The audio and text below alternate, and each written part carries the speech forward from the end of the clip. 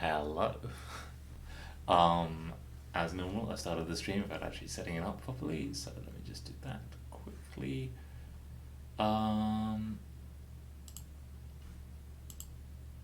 Just check everything's working.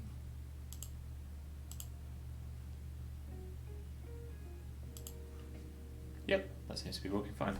Welcome back.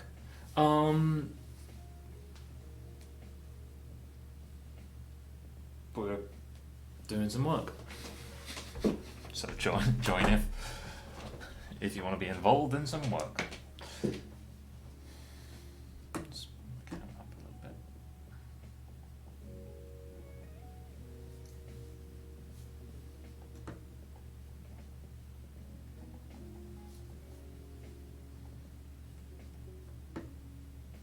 I have my camera now on a pivotable thing. Is that level? Should get a little spirit level. How's that for place? That's alright. It's not great for light. Is that any better?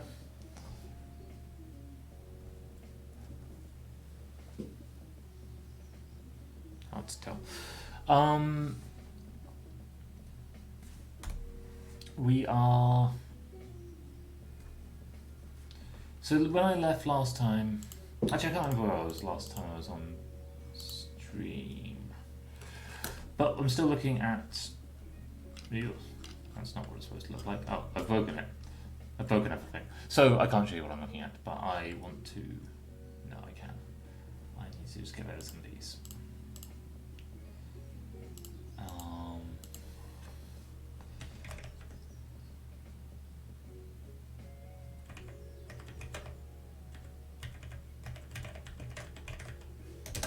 Should work if I actually load everything in.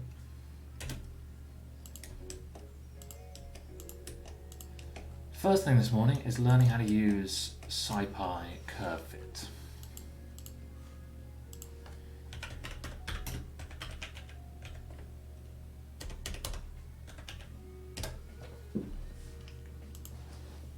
Which is a really useful function, is the kind of function that is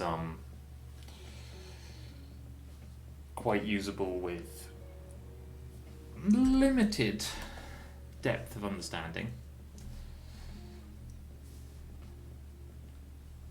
Ooh, I didn't realise I did that.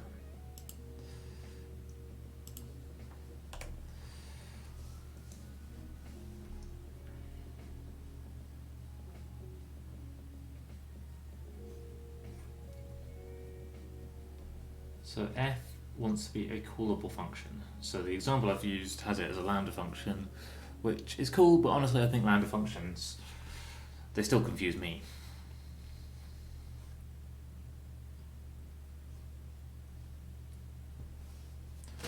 I am just dark this morning. What about? That's too much.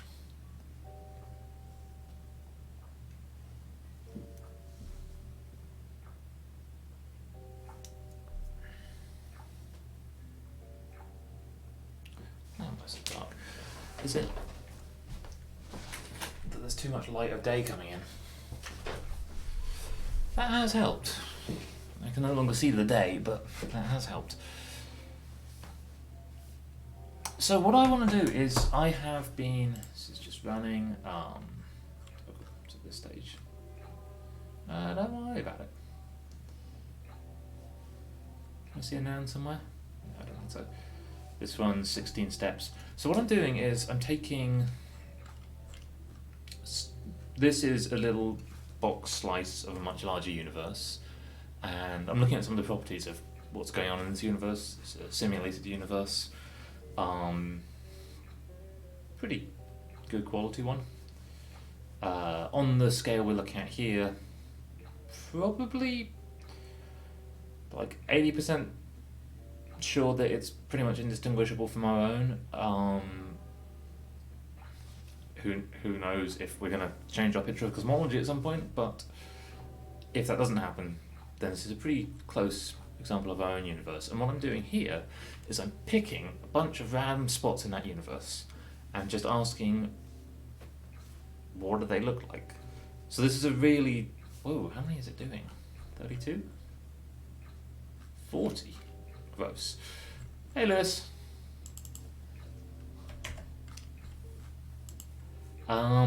Just picking some random spots in this universe and looking at the properties of the matter there. Specifically, I want to look at the velocities, because I want to ask questions of like how simply can we express the behavior of the universe. And what I'm really looking for is if you just let particles, that is not a vertical line, whoa. If you just let particles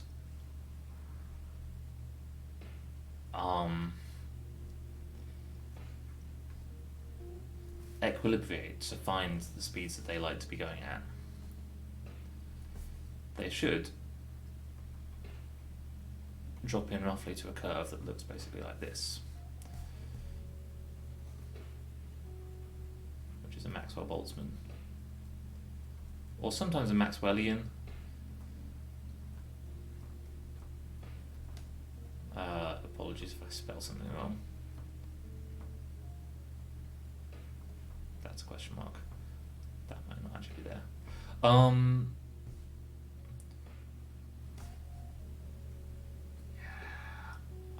I've been messing with the tablet this morning, and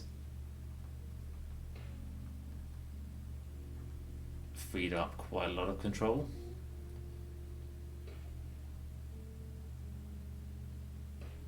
Cool. I guarantee the accuracy of G will not change anything of what happens.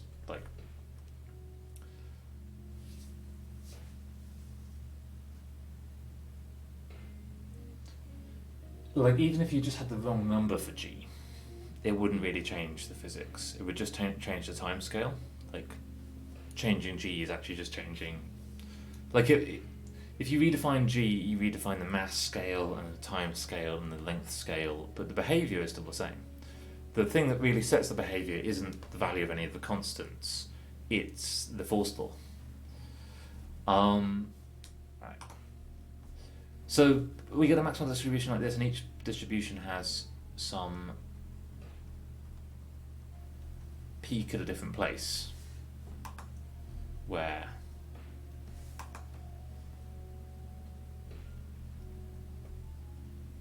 should have the same rough area underneath them. I haven't done that very carefully.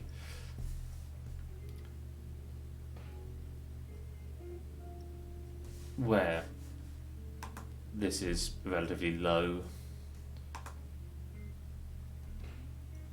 velocity or high velocity. Or another way of looking at that is this is the sound speed.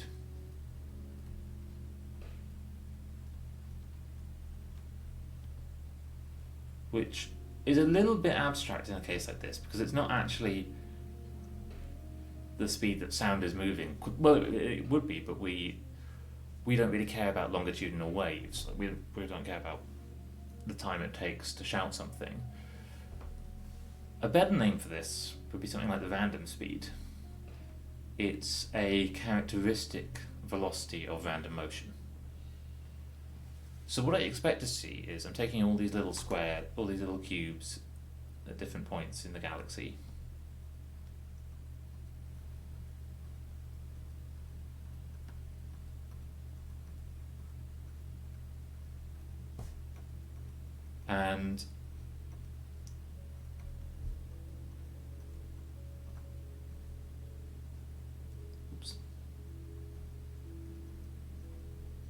And I expect these cubes to be moving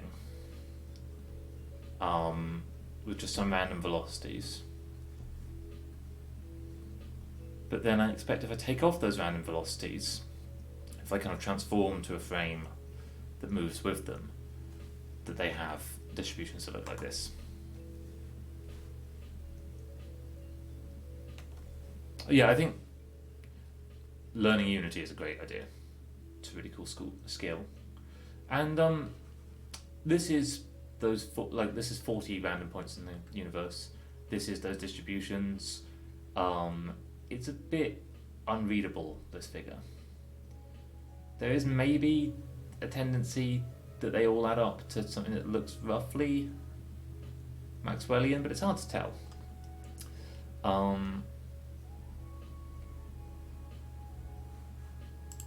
It's dark reader on for this. It shouldn't be. There we go. So we're going to try and do that a bit more exactly, and the main thing whoa. Come on. What's happened to you? Ugly.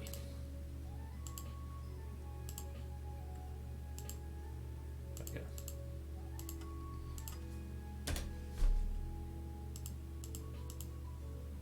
Whoa, no, come back.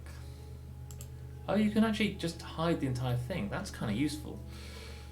I can just get rid of my imports. Nice. Why have I not been doing this the whole time?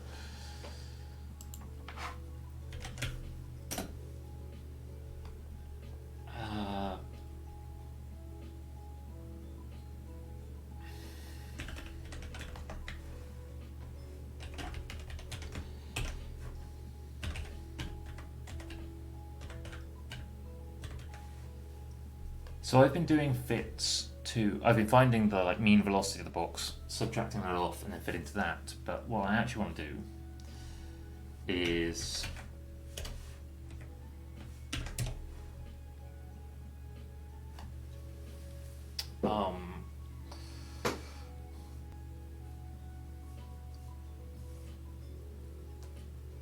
set up a function that could do this a bit more carefully. So V should be a three-dimensional thing. So local V's is V's. Let's just make sure it's not a copy of it. Nasty thing in Python, useful sometimes, but nasty other times, is that if I say this, local V's equals V's, then they are sharing the same place in memory, and if I change one, it changes both, and that can occasionally catch you out.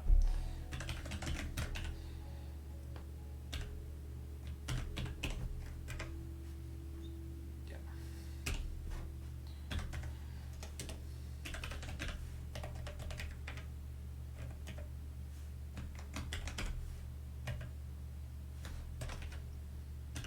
I know minus equals exists, but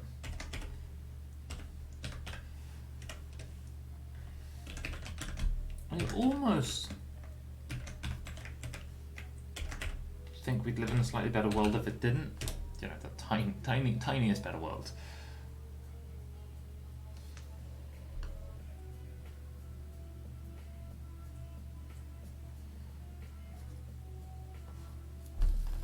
So wait, what exactly am I doing here?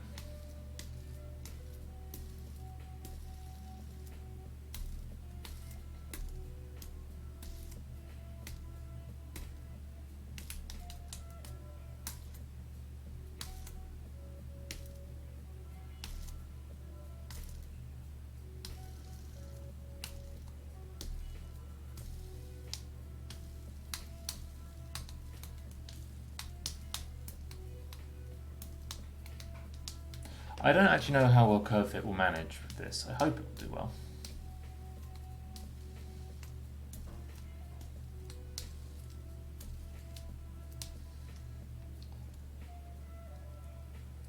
But I've got to think about what exactly I want to put in.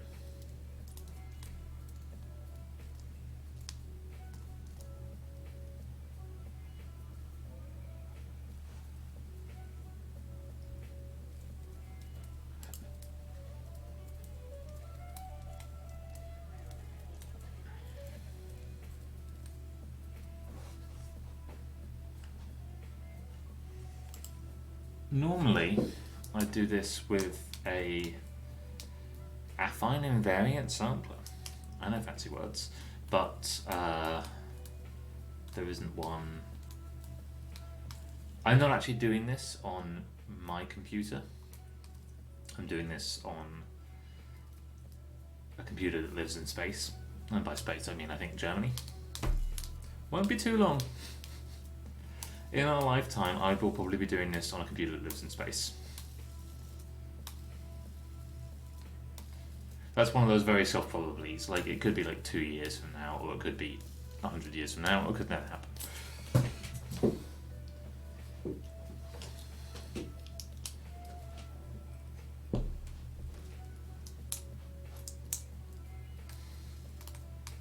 Probably not 2 years from now.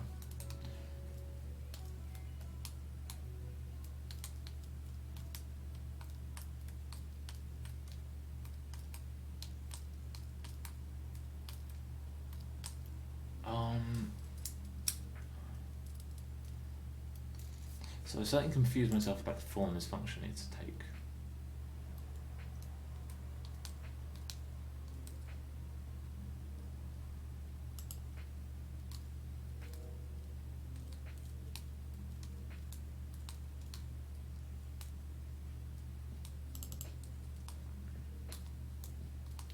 Because my issue here is that I actually don't know centers and n.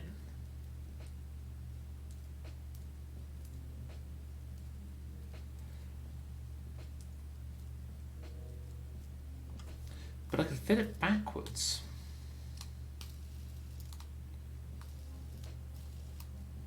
Centers and n could be a... Is there any reason why this doesn't work backwards as well as it works forwards? So right now it's working like... Let's go over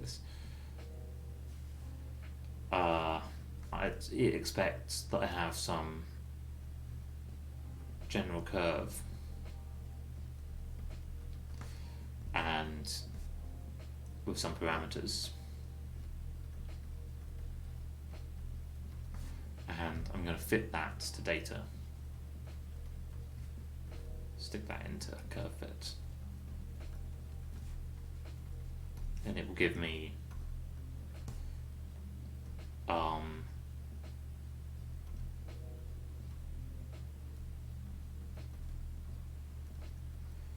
a guess at the parameters. What I'm thinking is turn this round and give in the general curve as data.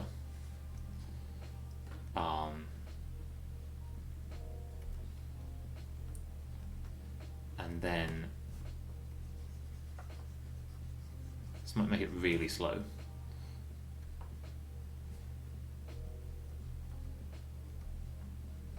Rescaled parameters as some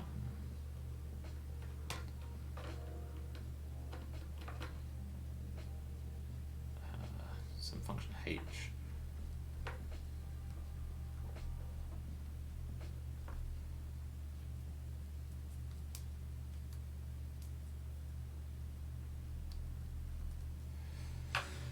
Now, is this a bad idea?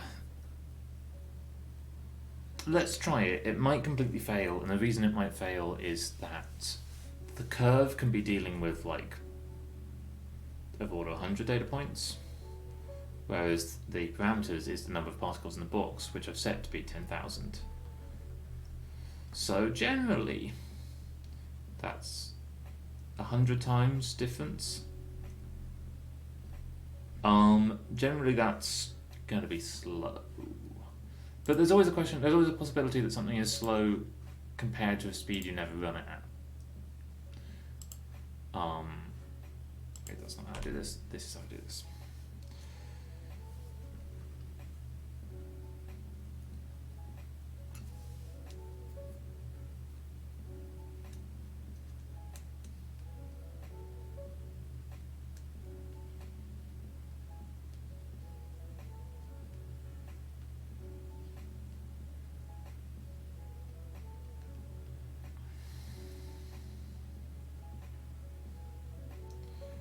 So I want to change it to local velocities at this.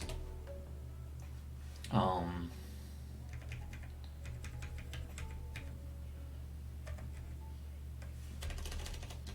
do it a different way.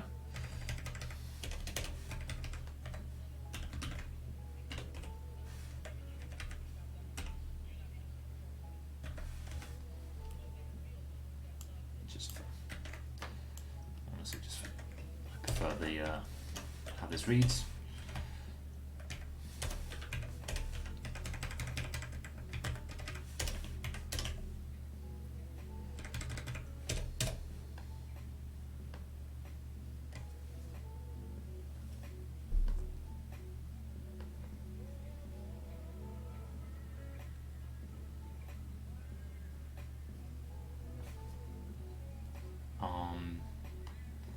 And then normalized velocities is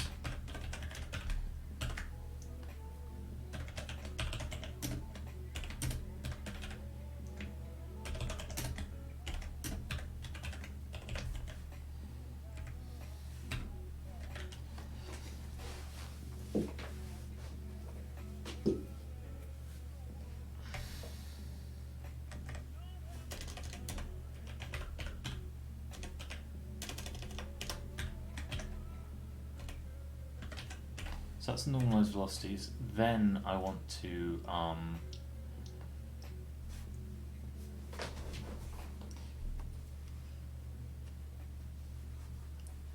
get a histogram of them.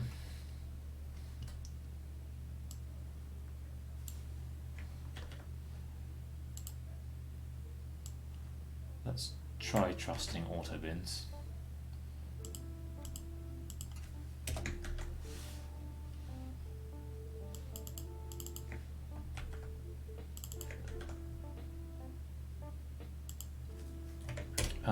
What does bins auto do?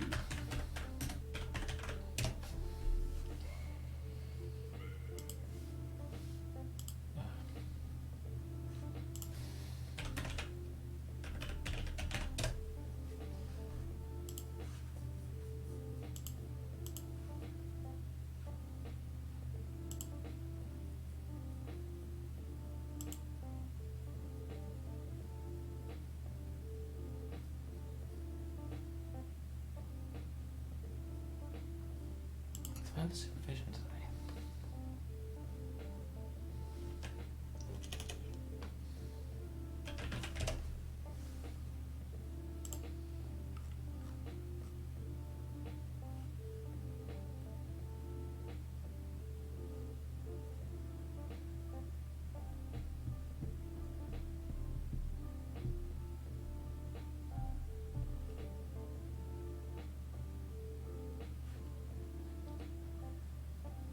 Yes, I do. At 3:30.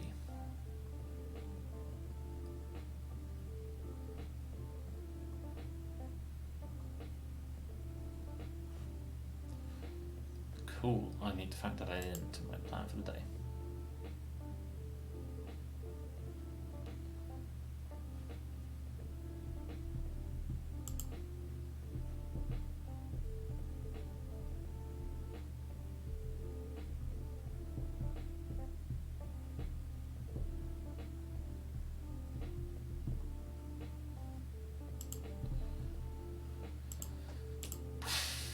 Kind of freaks me out getting back into the pace of term because I've been so differently paced for a while.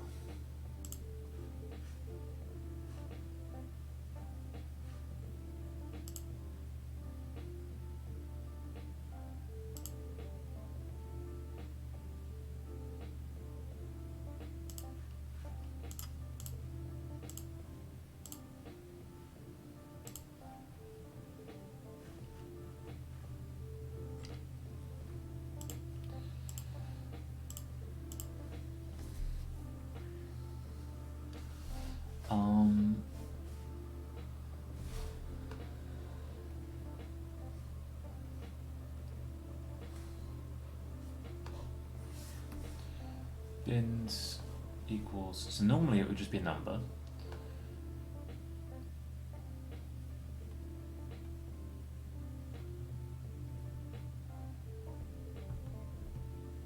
Okay.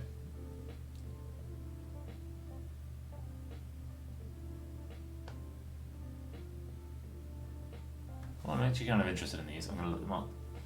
The Friedman-Diaconis estimator. Because it's an interesting question of like what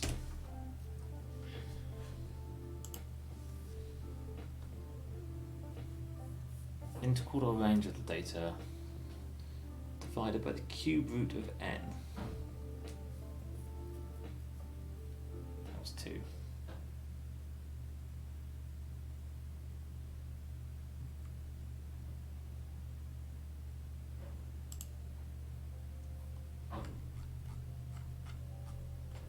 Oh, I think that's my doorbell, so I'll be back in a sec.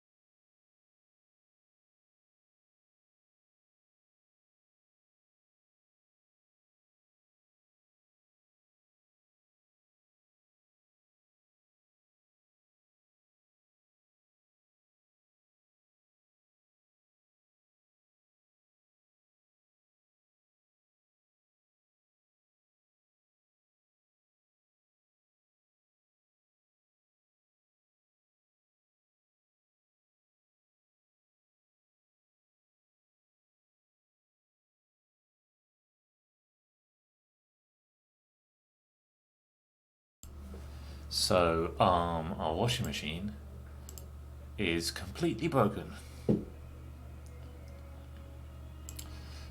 which is good news. Not really, but I think it's not our fault really. we're renting this house and they supply the appliances, so I think eventually we'll get a new one. So things like this, the Wikipedia page for histograms, is exactly the kind of thing that I probably should have read carefully at one point, or even at more than one point, but haven't. One of the 7 basic tools of quality.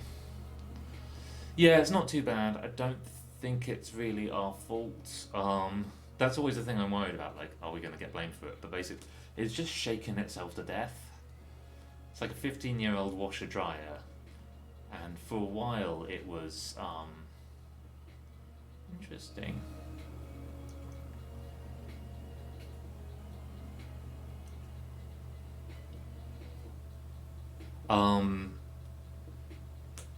Just too much vibration, basically.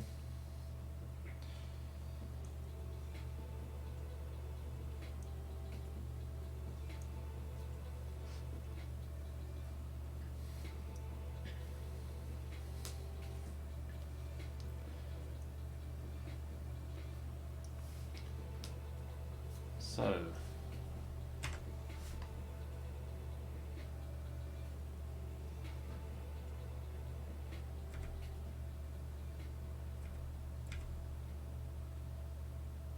I don't know what a Pareto chart is. Scatter plot, flow chart. That's 8. One of those snuck in since it's a Pareto chart.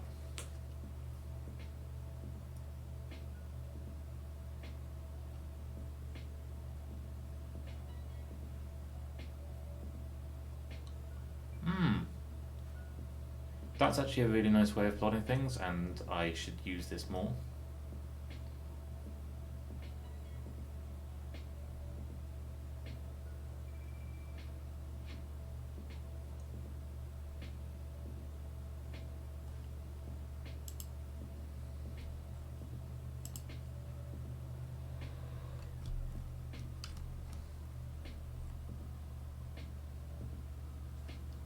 Ah, Carl Pearson.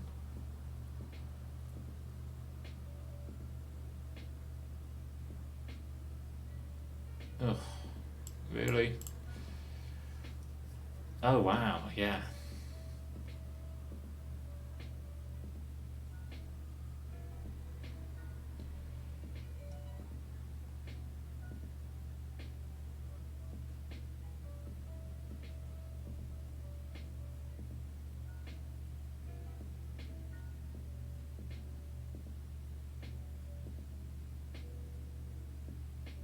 Obviously went to King's, or went to Cambridge.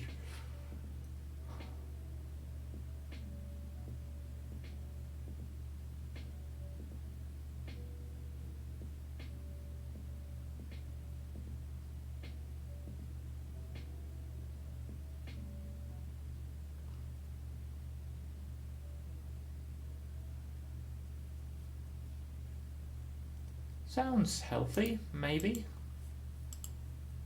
I am going to get back to working out. This is just bin sizes for a histogram.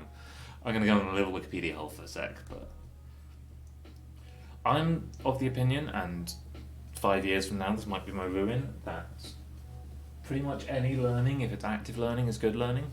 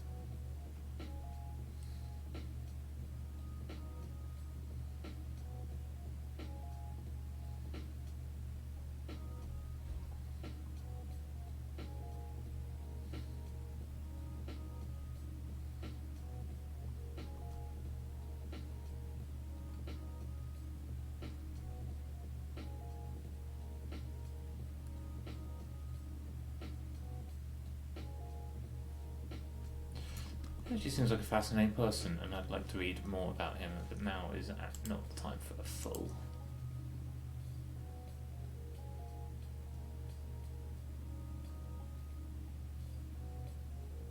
Normative.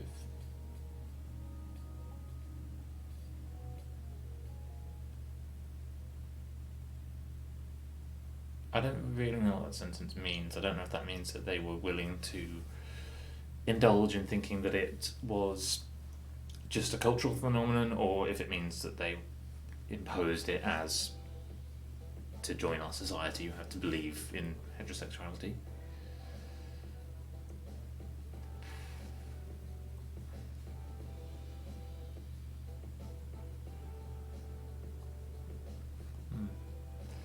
Okay, histograms. That's what we're learning about.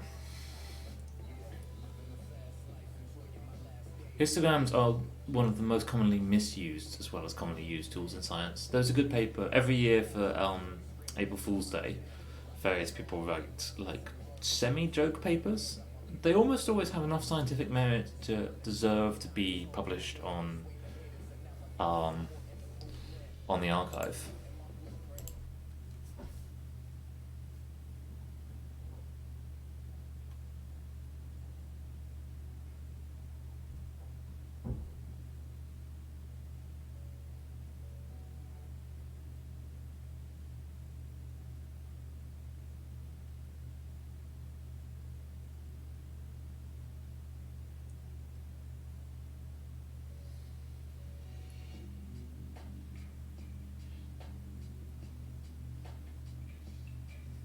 Oh, I like this one.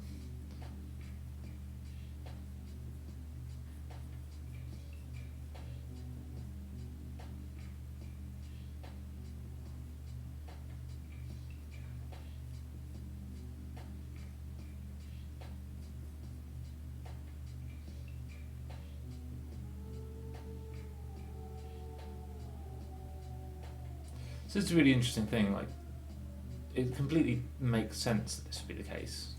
Can I select text?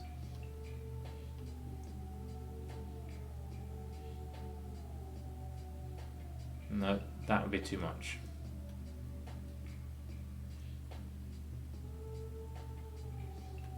Um.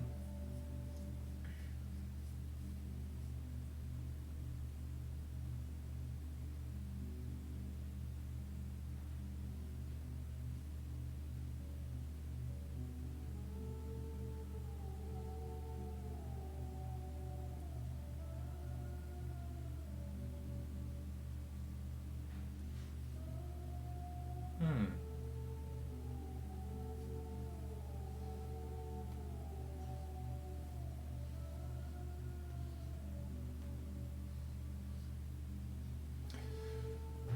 Skew is fascinating, and I keep planning to write down an essay about it.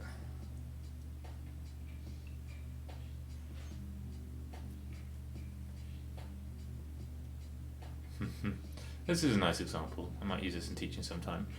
Tips, if you look at dollars, make perfect sense, but if you look at 10-cent amounts, they kind of obviously don't, because what we're seeing here is like this is a $2 tip. Ooh, that's big.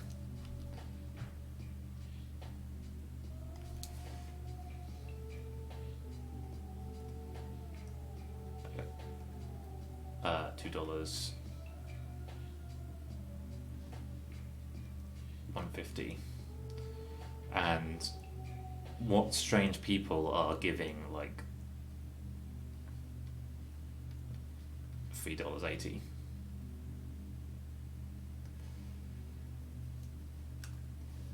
But it's always hard to know what is the right like amount.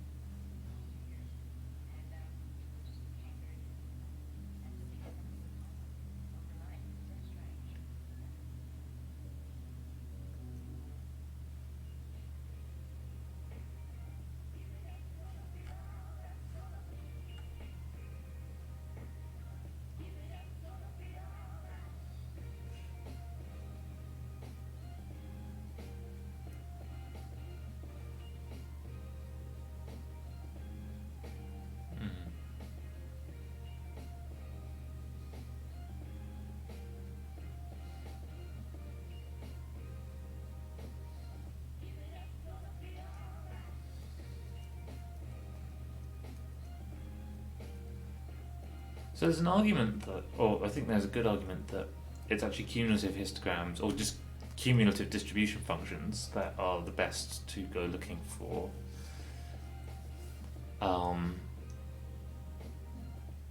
the behavior of a curve. Like if two curves, it's kind of hard to tell if this curve and this curve are the same curve. But if you look at the cumulative distributions, they basically either fall on top of each other or not.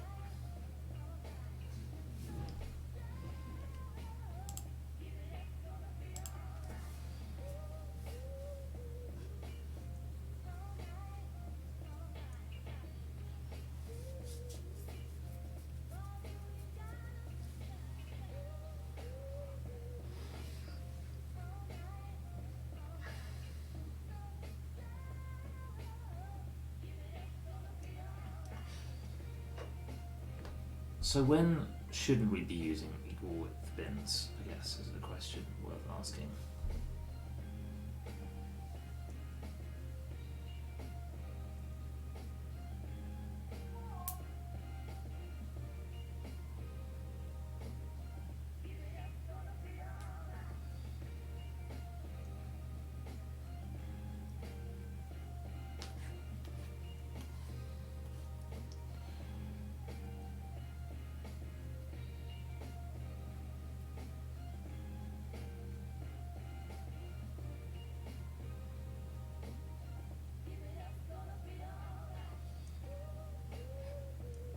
So the bin should always have an area proportional to the frequency.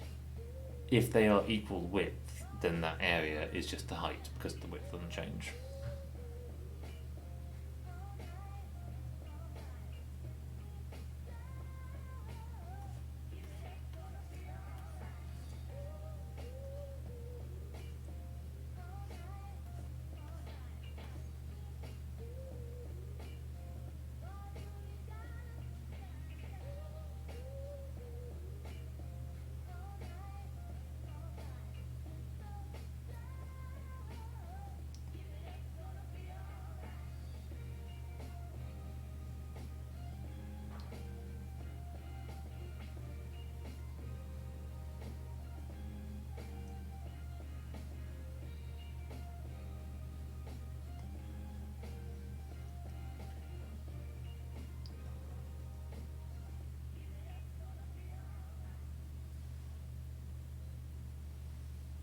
So Sturge's formula assumes an approximately normal distribution. Performs poorly if n is less than 30 because the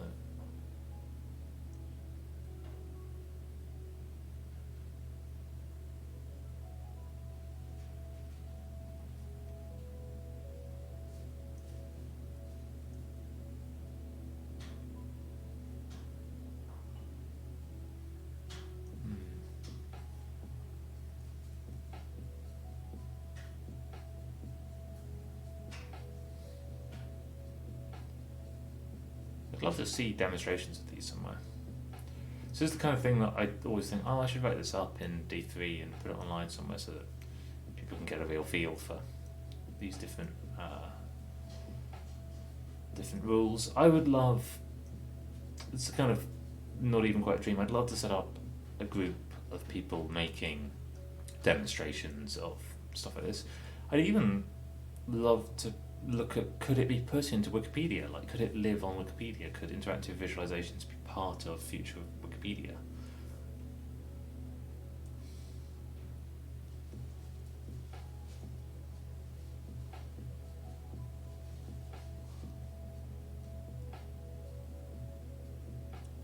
That's cool, taking into account skewness.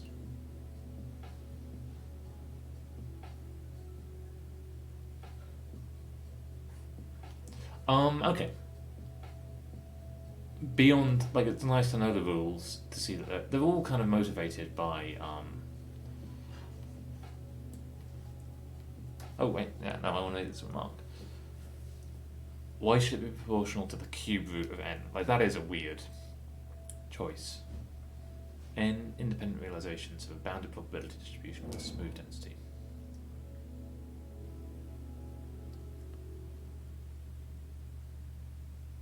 units in a bin is of order n h divided by s.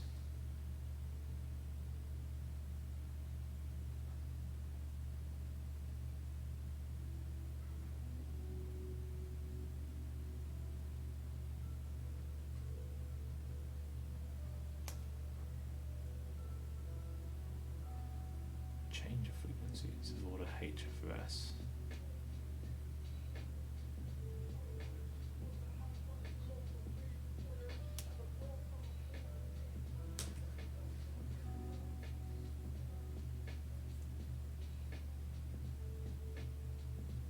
I don't fully understand this argument as seen here.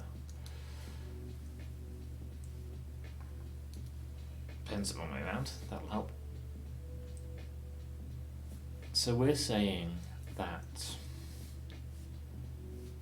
the data are, so we've got some smooth probability distribution, let's say it's our Maxwellian, and what we actually get is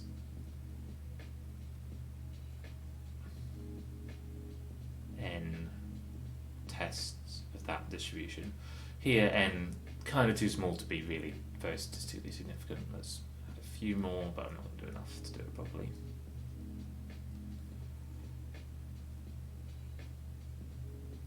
But let's say we measured let's say we measured this. So each of these arrows means that we've measured one data point along this one-dimensional thing. So this might be, well, it might be velocities. We might have 1, 2, 3, 4, 5, 6, 7, 8, 9, 10, 11, 12. We might have 15 particles.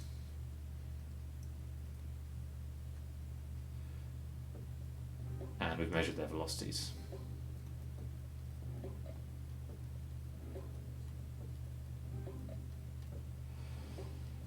There's a reason that I'm making sure the simulation has 10,000, because actually to get anything particularly well behaved you need a lot. 10,000 might be overdoing it though.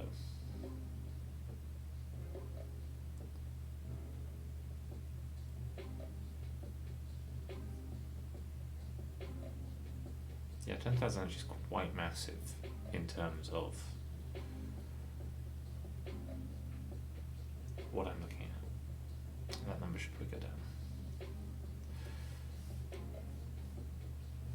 So 15 is our n.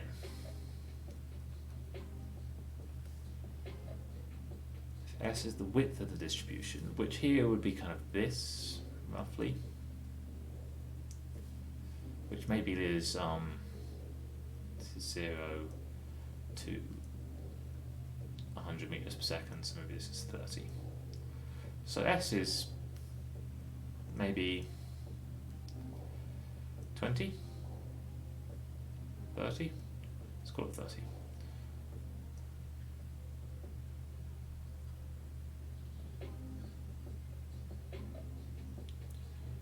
Number of units in a bin is roughly equal to h over s. H is the bin width, so if h is 10, then we'd expect on average, let's call it n, is nh over s.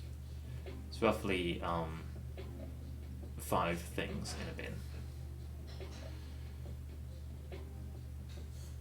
Now that's not going to be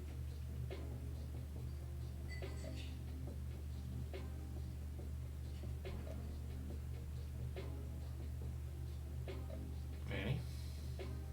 Seems like quite a lot, given that we've only got 15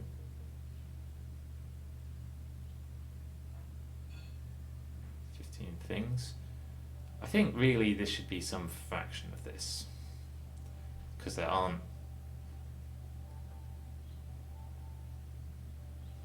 Well, yeah, no, maybe this is right on average.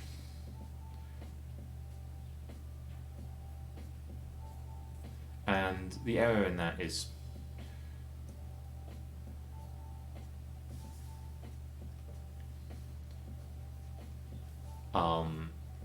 the error on a number is 1 over root the number. this is why it's good. Like, this is why, if we look at amounts of data, this is basically convention, so this is one, but it's a good habit to get into.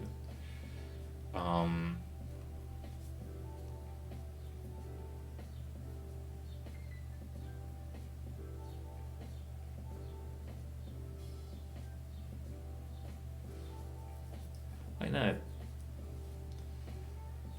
The relative standard error, I don't know what it means by that. I expect any number of things in a bin to be plus minus the square root, so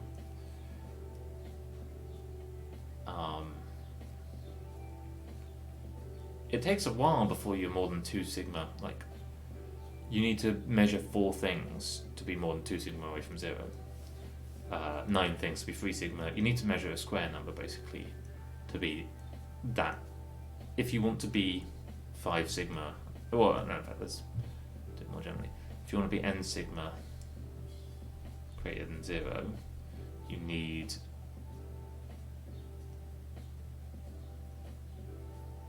at least n squared measurements.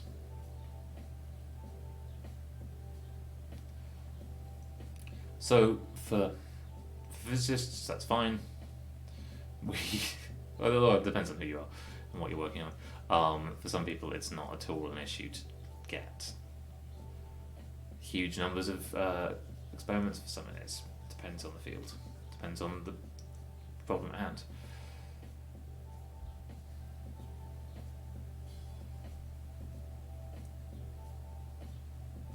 Next bit, relative change in frequency. It's probably S over H. Okay, so yeah, because this is effectively defining the characteristic length scale.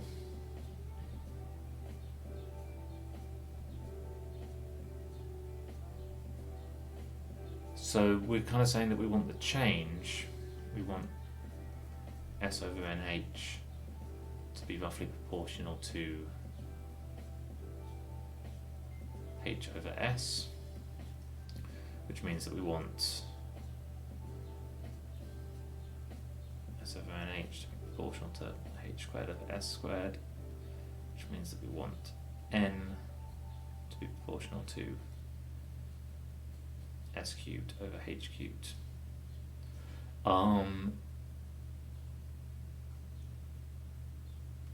Or we want S over H to be proportional to cube root of N.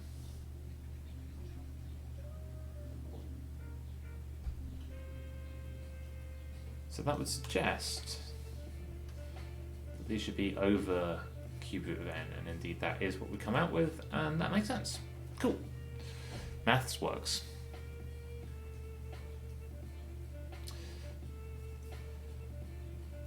So I basically trust auto bins. I'm just out of interest.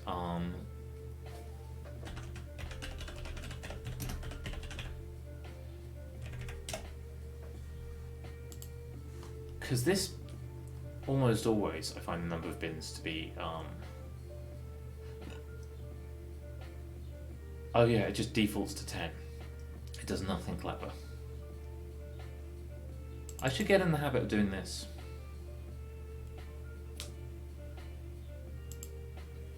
Whenever I do a histogram.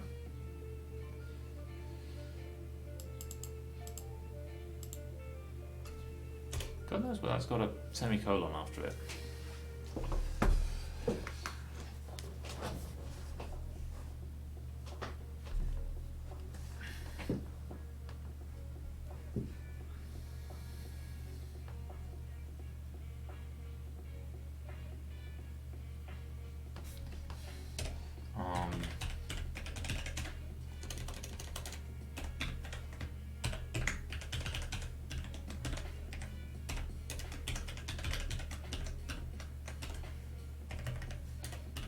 Everything is wrong about that.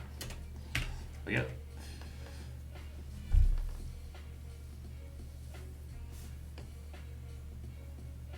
So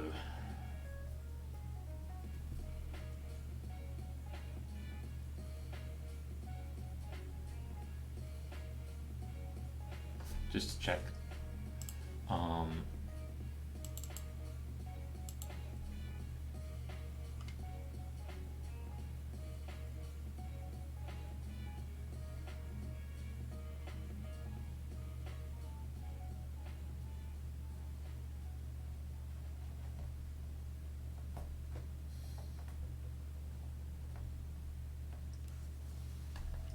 These seem to always come out with equal weight, equal width bins.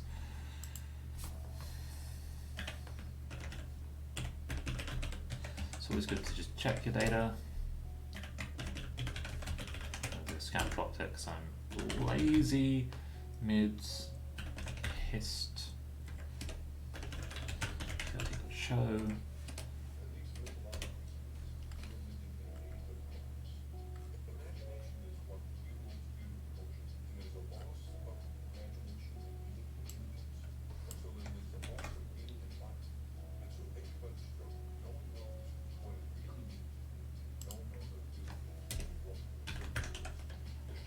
This is the thing that's currently 10,000, and I'm looking back on that thinking that is high. Let's try 1,000.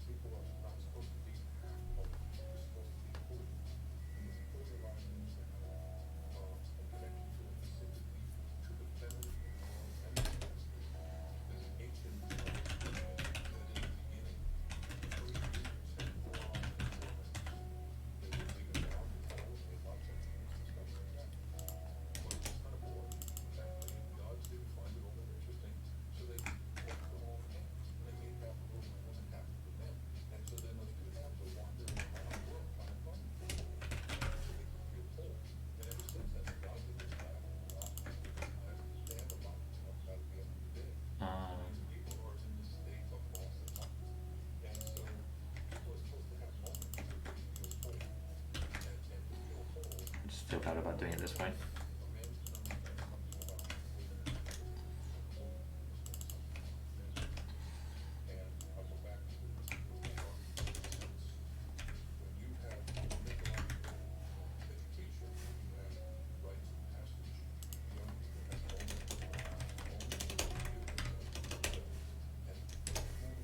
Should show a nice image, and that should be it. Probably it's going to take a while to get down there because let's actually put this back up to 10,000 for now, because it will be basically just all the way down we'll have to go.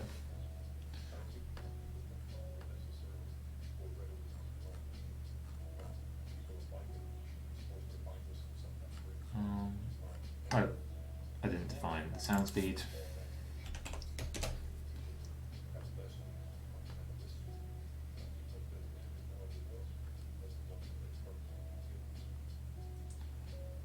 So it does look pretty great. That's for 10,000 bucks.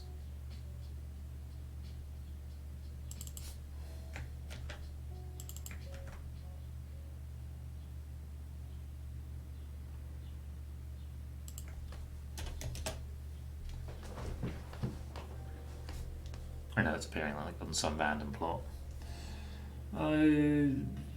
Less nice. Let's stick with 10,000.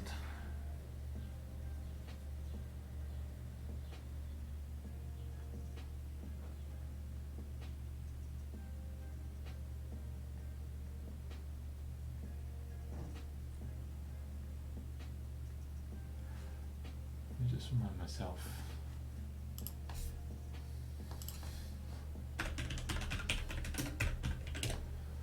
Dark matter mass is.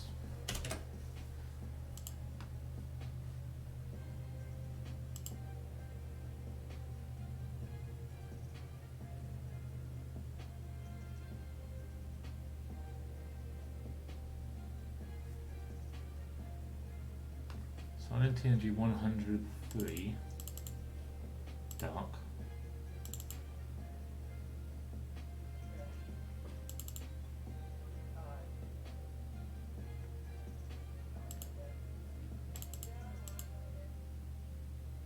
That is a lot.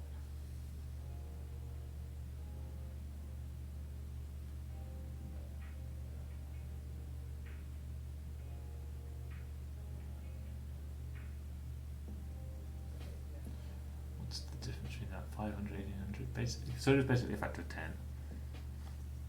If I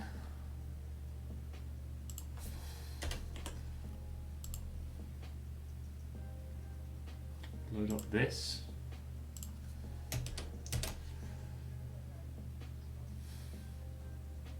will it work?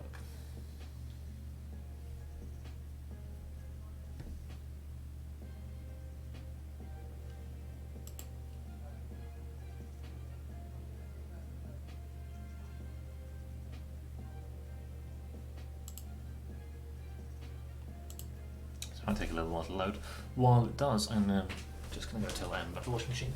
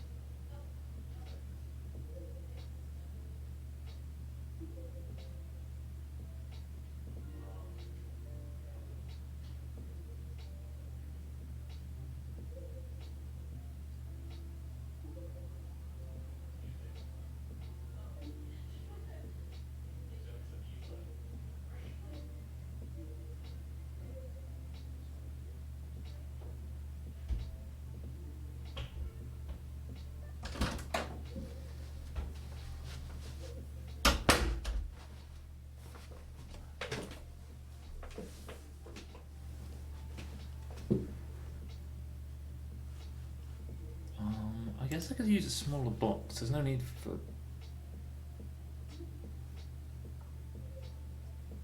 big box. No, these particles are huge. I want TNG. I want TNG 50. That is what I desire.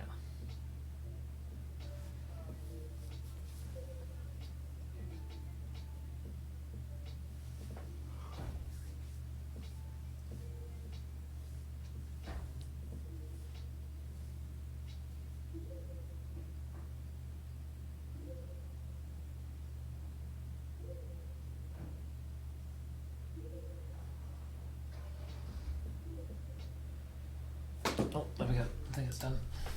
Oh no. Oh, it's only it's a different simulation, different tool that works in the way that the thing works. That yeah. What I do. So it should take 10 times longer, roughly, than it's normally been taking, which is a long time.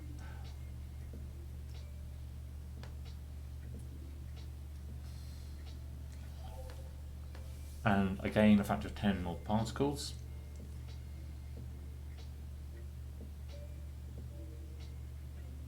This may or may not be worth it.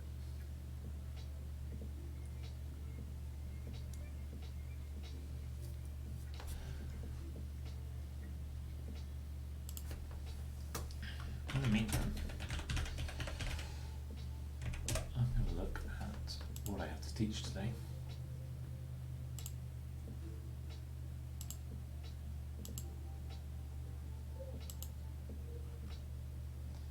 Because it's been a while since I thought about this.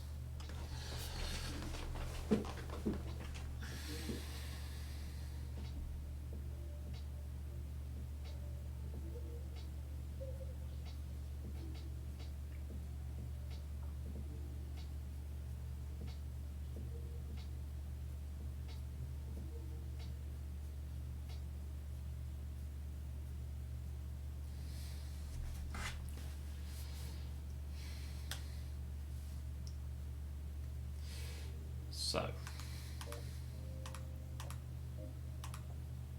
yeah, really get in the corner. Strong shock. Upstream numbers large, downstream numbers satisfies that. I think that's just working through the. So what we've got? We've got the.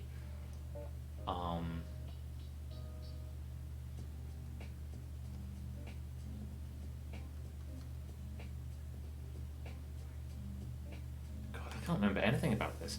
I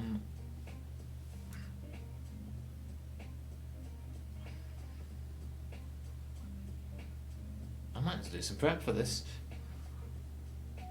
It's weird, you learn something and then it is half gone a while later, and if you're being asked to like know it for level needed for teaching,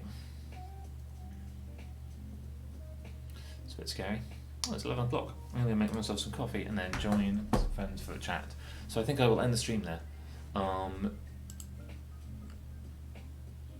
by the time I come back, maybe this thing will have finished running. Probably not. See you later.